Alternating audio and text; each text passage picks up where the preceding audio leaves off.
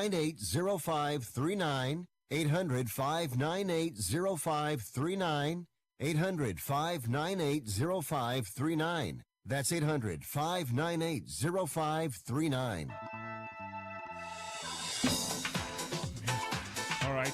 Welcome back to the show. Fifth Street Sports on the SB Nation Radio Network and the Sports Byline USA Radio Network. Also, the American Forces Network. We're also on iHeartRadio and TuneIn. We're on Facebook Live and YouTube and, I don't know, we're everywhere. We're everywhere you want to be. That's where we are here at Fifth Street Sports. Nick Eber, Nolan Dalla, Frank Perez with you. We have threatened, and we're going to do it now, that we're going to give you our picks for Monday's World Cup games. By the way, if you'd like to check out our picks and analysis, you can do that always on our website at www.fifthstreetsports.com. We have loads of content up there. We're with you every Monday through Friday on these same networks at 1 p.m. Pacific. That's 4 p.m. Eastern Time. And then again at 6 p.m. Pacific. That's 9 p.m. Eastern Time. And then on Saturdays, just to spice up your weekend a little bit, we're with you at 2 p.m. Pacific, which is 5 p.m. Eastern Time. I can add 3 on the fly. I'm personally very impressed with myself. But, you know. You're terrific. But you know what? Now we got somebody who maybe you met your match, Mr. Nick. Maybe. Our guest coming up is going to be awesome. I'm very excited to welcome to the show a good friend of mine. If you're in the Las Vegas area, you will know him as John Barr from Findlay Toyota. If you're a fan of 80s music, you will know him as John Barr from, I believe it was Chinatown. Now, John, great to have you on the show. Oh, we don't have sound on John. Oh, no. Do we have? Is that on our end or his end? Oh, dear. Can you do sign language, sir? John, can you do some sign language for us? Yeah. I tell you what, while we're working that out, John, your hair looks great, but I think it looked a little better like this. Guys, put that up. There we go. Oh, John. Which one is he? Which one? Well, the one with the nappiest hair. Okay. Let's No, he's the one on the far right, isn't he? All right. I don't know if we have sound back for John yet. Look at those pants. The pants were awesome. I don't know if they make him work. John, do we have sound on you yet? No. So what we're going to have, Joe, what we're going to do is we're going to drop John out of the box, and we're going to have him call the network on the phone, so we'll bring John in that way. So because now that we've seen him, well, you know, you can just keep that picture in your mind of John in the tight pants. Oh my goodness, we're just you're just the great anticipation for John to come on. All right, so gentlemen, Brazil, Mexico. Well, hold on. We're going to do that when John comes on. All right, you're going to wait for that? Yeah, we're going to wait for that. All right. He's going to call in. I have to ask Oklahoma Brian, were you ever in an 80s hair metal band? Gosh, I have to think about that. No. Pretty sure I didn't do that. All right, guys. So we are going to get to the World Cup with John. He will call in here in a minute. We are going to be talking about the Group E and Group G matchups, along with Group F and Group H. Well, we've got everyone going here, but we covered Spain, Russia, Croatia, Denmark earlier in the show. And if you missed that, you're going to want to tune in. You just go to fifthstreetsports.com. You'll find that bit there. We're going to talk Brazil, Mexico, Belgium, Japan. Now, keep in mind, the winner of these two matches will face each other for the pleasure of facing either the winner, Uruguay or France, of that quarterfinal for the semifinals. So it's a very, very hard road to get to the final on this side of the group. The other side of the group, where we had Spain, Russia, Croatia, Denmark, and we talked about those matches earlier, Sweden, Switzerland, and Colombia, England. Now, there was a lot of talk earlier about why, when we were relating to the England-Belgium game, which was one of the last group match games. In fact, I think it was the last group stage match that was played.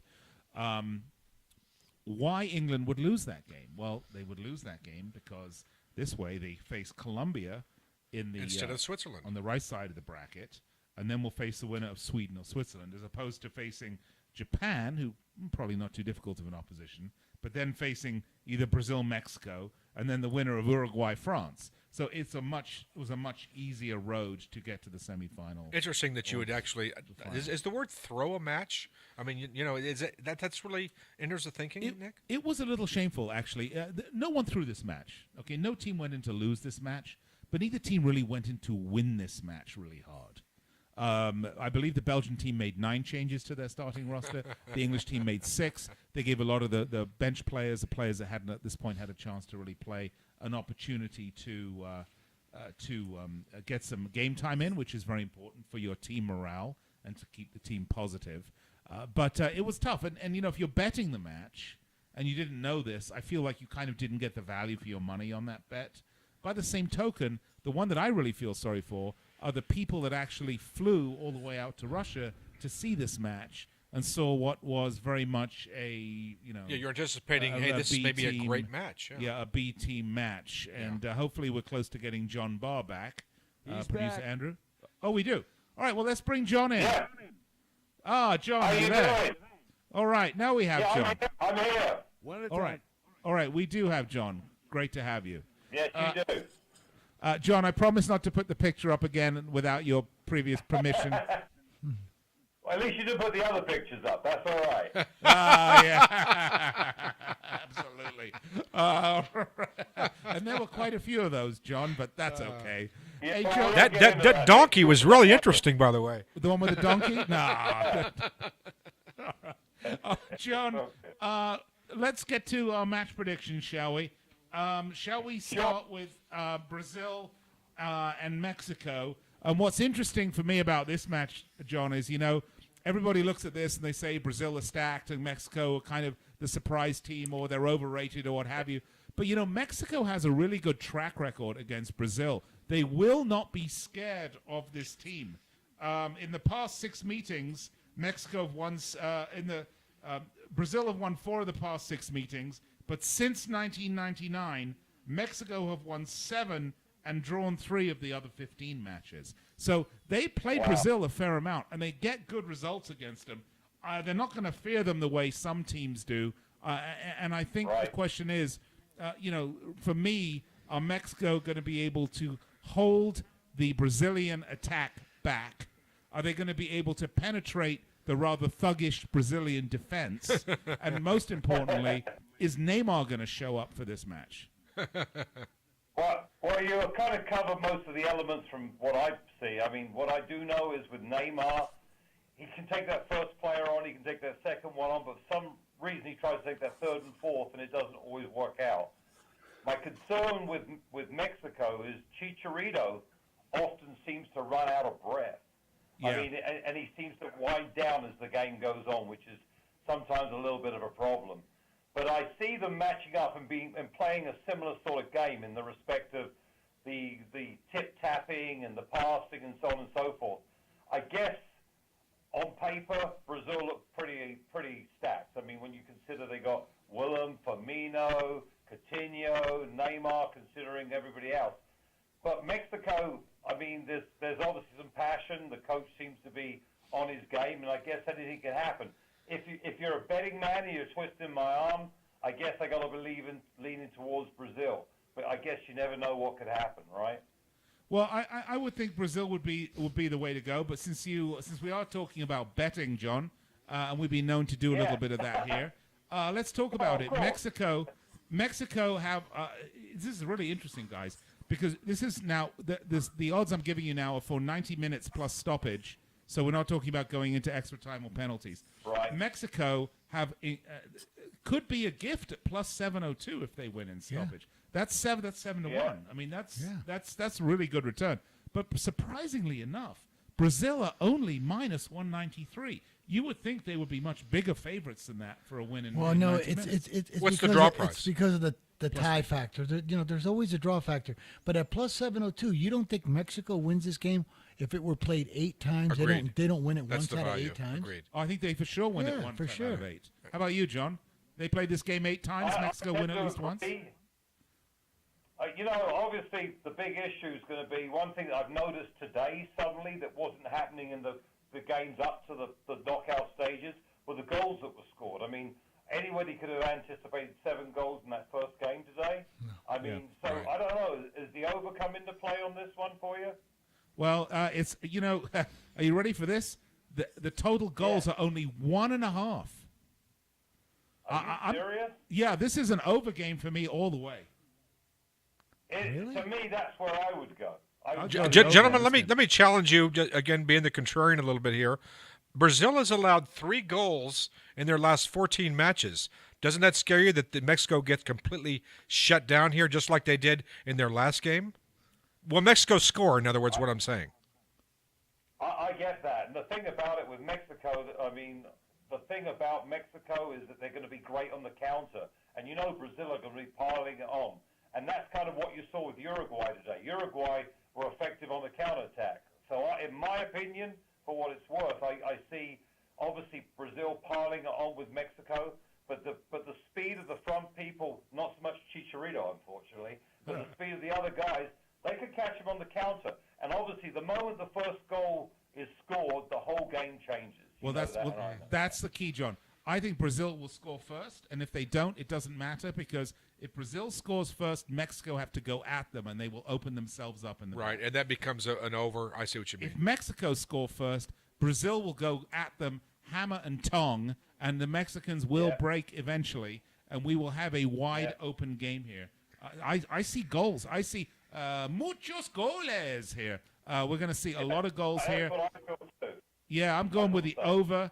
I'm going to go with Brazil for the over. John, I don't see a draw coming out of this one. How about you? I don't see it either, quite frankly. Obviously, if I'm leaning towards it, I would think that there's a pretty good chance that Brazil could win 3-1 or something like that. I really do believe that. Yeah. I think the over is a safe bet, I believe. And I apologize. The total goals are 2.5, not 1.5. It's because I have a bad prescription for my glasses. That's all right. and I know Oklahoma Brian's laughing at the other end. He's like, "What is he reading?" Okay, so there you go. So let's move along. Japan, Belgium is the other draw. John, an easier game to call at the World Cup. I haven't seen in a long time.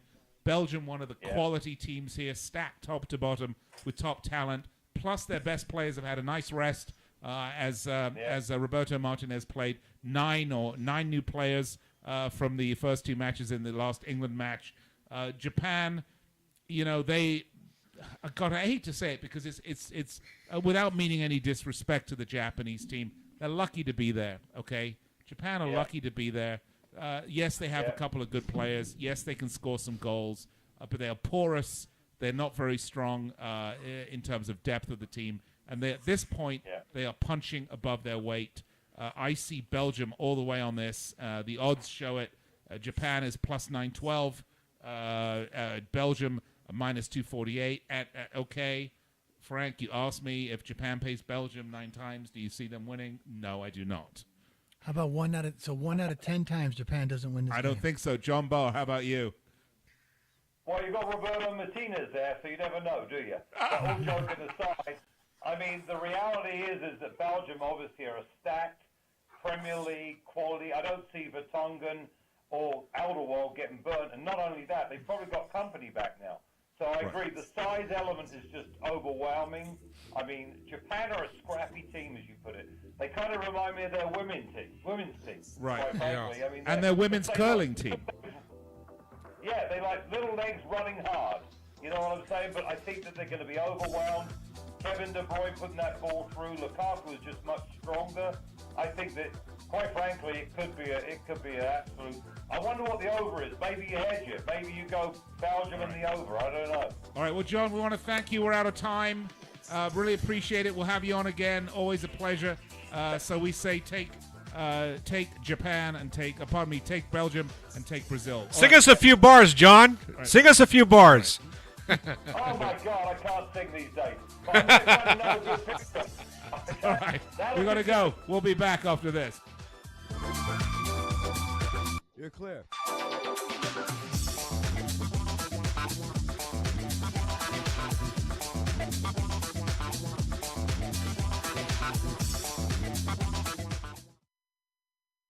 It has been said that everyone has a book in them. But do you have the time or the ability to write your book? Maybe you picked up some skill. Nice job on that. Experience that you want to pass on in the form of a book to help others. Maybe you want to leave an autobiography for your family. Or maybe you've built a successful business and you want to share your story. At Dorrance Publishing Company, we have professional writers who can help turn your book idea into a finished manuscript quickly and affordably. A Dorrance ghostwriter can provide as much or as little help as you need to complete your book. You'll work directly with your ghostwriter to